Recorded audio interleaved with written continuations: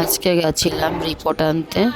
তো এই বিল্ডিংয়ে ওই বিল্ডিংয়ে ঘুরে ঘুরে রিপোর্টগুলো নিতে নিতে অনেক সময় লেগে গেছিলো। আর এই যে এই বিল্ডিংয়ে এসে দেখছি প্রচণ্ড ভিড়। তো আমার বোনি রিপোর্ট নেওয়ার জন্য ভেতরে দাঁড়িয়েছিল, আর আমাকে বললো, তুই বাইরে দাঁড়া, তোর তো শরীরটা ভালো নেই, তুই দাঁড়া, আমি রিপোর্টগুলো নিচ্ছি। তো রিপোর্ট নেওয়া হয়ে যাওয়ার পরে হচ্ছে গ্যাস্ট্রোলজি ডিপার্টমেন্টে চলে গেলাম। তো ওখানে ডক্টরের জন্য অপেক্ষা করছিলাম। তো ডক্টর দেখানো হয়ে যাওয়ার পরে তো আমার মেয়েরা বলছিল কফি খাবে দুদিন ধরে, তো ওদেরকে কফি খাওয়ানো হয়েছিল না। তো এই যে ওদের একটু কফি কিনে দিচ্ছিলাম। তো এই যে ওরা কফি পেয়ে ভীষণই খুশি।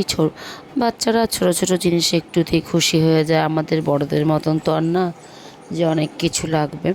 তো তারপরে লাস্টে চলে গেলাম এদিকে ক্যান্টিনে খাবার নেব বলে, খাবার খাবো। তো অনেকটাই বেলা হয়ে গেছিলো, তো এদিকে চলে গেছিলাম খাবার নিতে। আর ওই যে ফুটু তো ভীষণ খুশি হচ্ছে।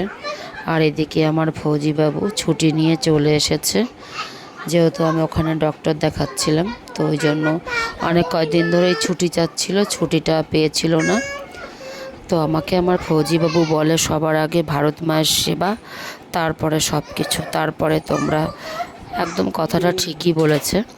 তারপরে চলে গেছিলাম খাওয়া দাওয়ার পরে ওষুধ নিতে। ওই যে ফৌজিবাবু দাঁড়িয়ে আছে ওষুধের জন্য।